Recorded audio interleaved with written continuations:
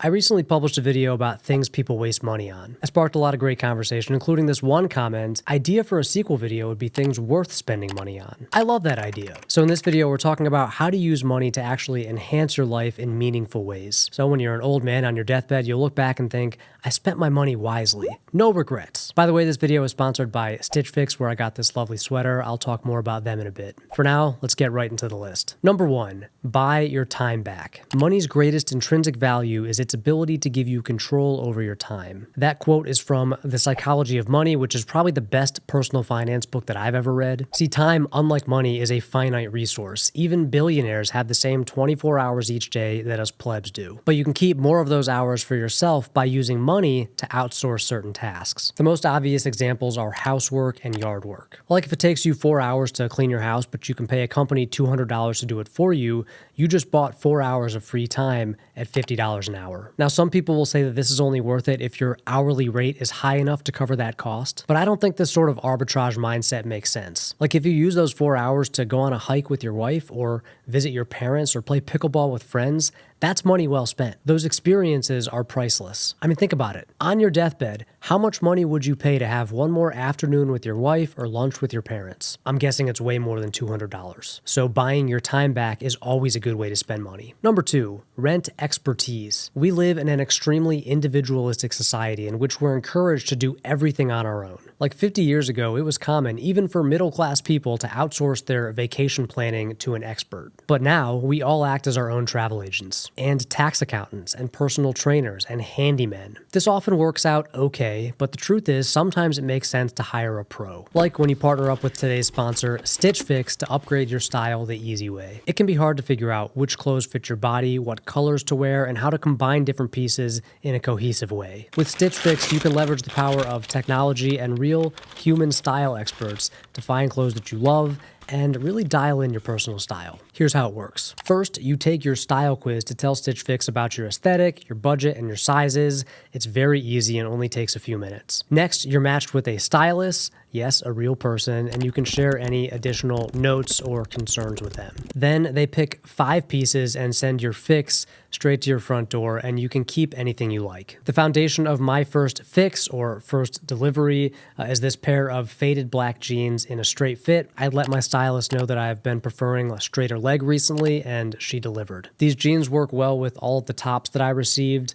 My favorite of which is this bright blue wool crew neck. This is a piece that I wouldn't necessarily have bought for myself, as I tend to stay away from brighter colors. But I actually love it. I think the color works well on me, and it goes nicely with the less saturated denim. It also fits well, it's incredibly comfortable, which is an absolute must for me these days. Stitch Fix also nailed it with the shoe selection. I am a huge New Balance fan, and these BB80s are a good balance, pun intended, of comfort and style. I like the neutral colorway because it goes with any casual outfit, including this one. Speaking of casual, I also received this green North Face hoodie. I think the drop shoulder construction and comfortable fit works well with the jeans, and the color is right up my alley. This is another piece that I might have overlooked while doing my own shopping, and it makes me think that Stitch Fix could be a good way to inject some new life into your style if you feel like you've been in a rut. Of course, many of the items like this beige thermal Henley can be easily incorporated into my existing wardrobe. It's all very interchangeable, which I love. Bottom line, I think Stitch Fix is a great service for guys who simply want to look good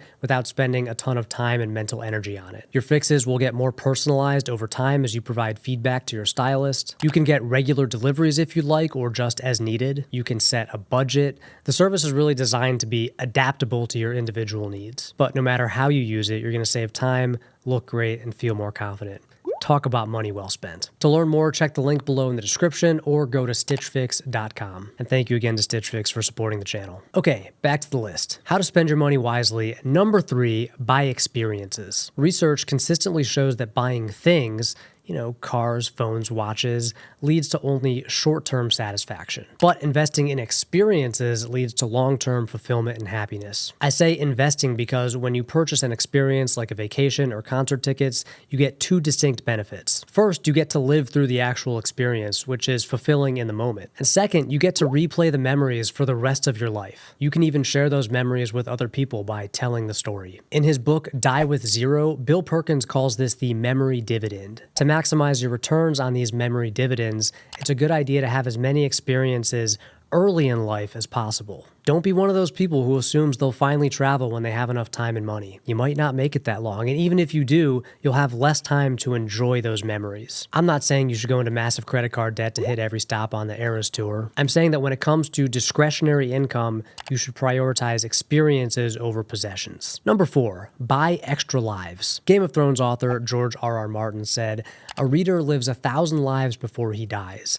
The man who never reads lives only one." This is so true. A good book can transport you into another universe or someone else's life. I loved the Game of Thrones series. Same with Harry Potter. I read both series multiple times. And yeah, I watched them too, but there's something special about a book. Whether you read it or listen to the audio version, you're forced to use your imagination to picture these characters and environments. It's not like TV where you can half pay attention and scroll TikTok on your phone. With a book, you are entirely engrossed. My favorites tend to be sci-fi and fantasy. I just finished the Red Rising series, which was excellent. I'm eagerly awaiting for the last book, the series finale, to come out. I can't wait to read Harry Potter to my girls once they're old enough. So no matter how old you are, how much money you have, what you do for work, anybody can live 1,000 lives just by buying books. Number 5, buy accountability. Some people don't need any external accountability to do hard things. Intrinsic motivation can go pretty far. Like maybe you just really want a six-pack, so you hit the gym every day and you watch what you eat. Personally, I find that I'm much more likely to stick with something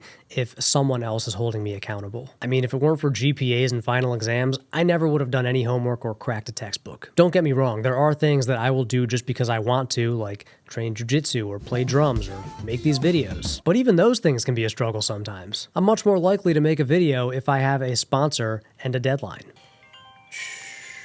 Hey. Oh, really? I haven't even looked yet. I'm recording. All right, sounds good. Bye. Where was I? So if you can identify habits or activities that you know are good for you, but that you tend to drag your feet on, it might make sense to invest in accountability in those areas of your life. For example, let's say that you know you should exercise more, but you just can't stick with it. Hiring a personal trainer or joining a group class where you'll be expected to show up and people will ask about you if you're not there is a smart way to spend your money. Maybe you've always wanted to learn guitar and you've even bought some online courses, but you just haven't made enough progress. Sign up for a few weeks of in-person lessons with a local guitar teacher. If someone else is expecting you to practice and to show up, you probably will. It's just human nature. We don't want to disappoint other people. I've always made much more progress under the watchful eye of a coach or a teacher than I have alone. So skip the new iPhone and instead go buy yourself some accountability. Number 6, buy access. Another great way to spend money is to buy access to the people that you look up to and want to meet. The most obvious example is attending a conference. Much of my professional network and a lot of my close friends are a direct result of going to conferences and meetups in my industry. You know, between plane tickets and meals and hotels, this isn't cheap, but I've never regretted spending the money. In our hyper online world, it's easy to forget about the power of an in-person, face-to-face meeting. It's just different. Once you meet somebody in person, you can stay connected for the rest of your life, even if you rarely see each other face-to-face. It's much easier to ask for somebody's phone number when you're looking right at them. So for example, if you're an aspiring YouTuber, try to make it to one of the big conferences like VidCon or VidSummit. It's going to feel expensive and time-consuming, but I guarantee you'll come back feeling connected and motivated and full of new ideas. And you will definitely make some new friends. Number 7, buy safety. There are certain areas in which it's okay to be frugal. Like if you're buying a new refrigerator, it's prudent to go with the mid-range option from a reputable brand. You don't need all the bells and whistles. But there are certain things that you shouldn't skimp on, especially when it impacts your or your family's safety. An obvious example is tires. You should never put off buying new tires just to save money. If they're even close to being worn out, you gotta replace them as soon as possible. And you don't have to save up for the expensive ones. A AAA study found that the age and the wear of your tires is more important than the price, at least when it comes to safety. In the same way, you should buy the right number of CO2 and smoke detectors for your home. You know, make sure you have a fire extinguisher in your house. Basically, when it comes to purchases that increase the safety of you and your loved ones, don't pinch pennies. Just pony up. Number 8, upgrade the boring stuff. I think it's important to avoid lifestyle creep where you spend more and more money on the big ticket items like your house and your car and travel. But I think it makes sense to spend money upgrading these small, often boring things that you interact with every day. For example, I put this 2-in-1 wireless charging station on my bedside table. It was a little more expensive than a regular phone charger, of course, but it's way easier to use in the dark, and my two main devices, my phone and AirPods, are both fully charged each morning. It's a small but noticeable noticeable quality of life upgrade. Another example, I've systematically upgraded all of my socks and underwear over the years. I don't own any bad pairs and I never run out. Same goes for household items. Like a few years ago, we bought a really nice cordless vacuum and it's a game changer. We use it so much that the cost per use is virtually zero. So when it comes to the stuff that you use every single day, towels and bed sheets, it makes sense to spend a little more on the slightly nicer version. Number 9, last but not least, buy health. You should never sacrifice your health to save money. If you're not healthy, you won't live as long. But more importantly, the years that you do have won't be as enjoyable. You should think of your health span as being more important than your lifespan, which is why any money spent on health is money spent wisely. I'm not saying you have to go full Brian Johnson and spend every waking moment pursuing the fountain of youth. I mean, many steps towards a healthier life are shockingly simple. One easy one: sleep better. Get yourself a really comfy mattress. Make sure your room is nice and cool, even if it means buying a portable AC or mini split unit. Get a white noise machine and an eye mask and earplugs and a pillow that you just can't wait to lay your head on each night. Wear good shoes. Never sacrifice comfort for fashion. This will have consequences later in life. Go to the dentist, even if you have to pay out of pocket. You should get your teeth cleaned at least once a year, preferably twice. Get a checkup every year and make sure you understand your blood work. Like, ask your doctor about your cholesterol levels. Don't eat bottom-tier fast food. Spend a little more for a slightly nicer restaurant. Buy produce, fruits, veggies, and nuts. If you work on a computer all day, get yourself a standing desk and a really comfortable chair and a big monitor so you're not hunched over your laptop for hours on end. All of these things are cheap compared to the serious health complications that most people deal with later in life. So never sacrifice your health and well-being to save money. And that is my list of ways to spend your money wisely. What did I miss? What would you add? Let me know in the comments section. Thanks again to Stitch Fix for sponsoring this video and supporting the channel. Go to stitchfix.com to check them out. Thank you, as always, for watching, and until next time, stay stylish.